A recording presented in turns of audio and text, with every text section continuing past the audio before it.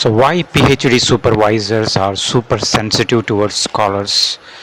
The one reason that we could tell is supervisors think that scholars depend upon them for their future.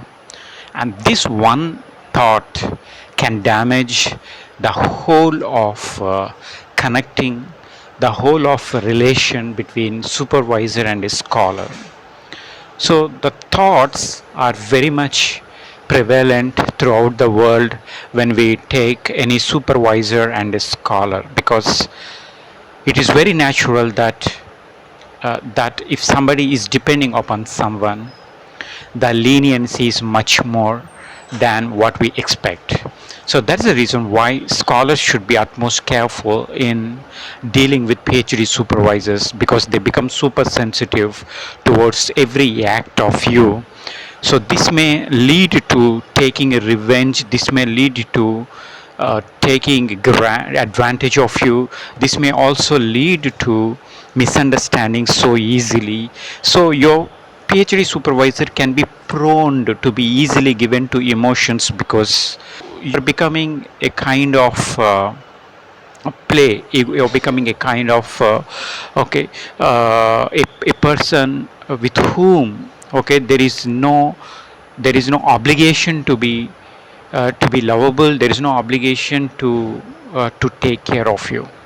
So that is the reason I suggest every PhD scholar to be careful when you deal with the supervisors, because the every word you speak, the every act you do may cause, okay, some kind of damage which is internally unknown to you, but it is well aware in the minds of PhD supervisors, which they themselves cannot tell you.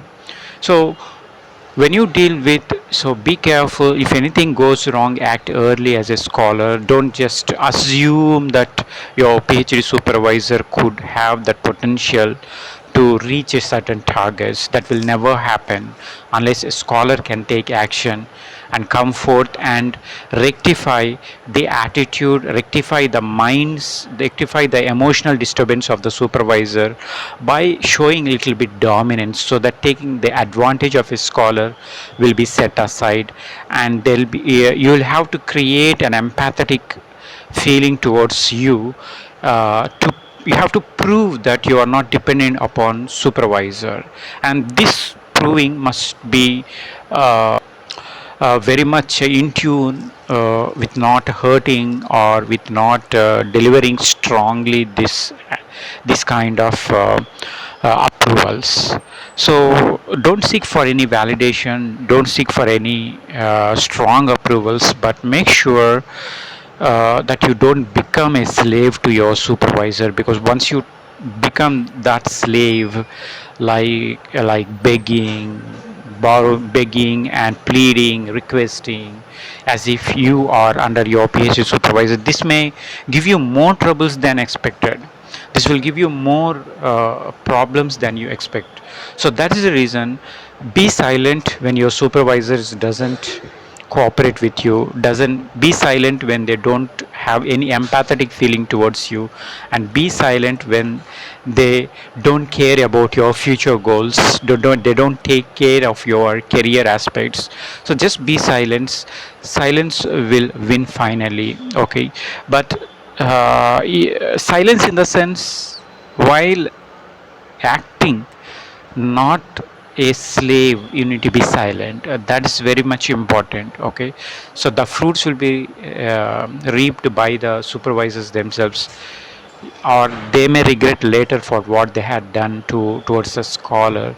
But you cannot hold them, you cannot take action upon them. So if any scholar is suffering from this YouTube channel under the supervisor guideship, because of their heavy negligence towards you, heavy misunderstanding against you, okay, lack of empathetic feeling against you, or not fulfilling their responsibilities as a PhD supervisor, then this is the time, like, to act silent, and that will win over long time. And when time comes, things will turn, okay, against certain things, and your supervisors will regret for what they had done. So do not worry about it.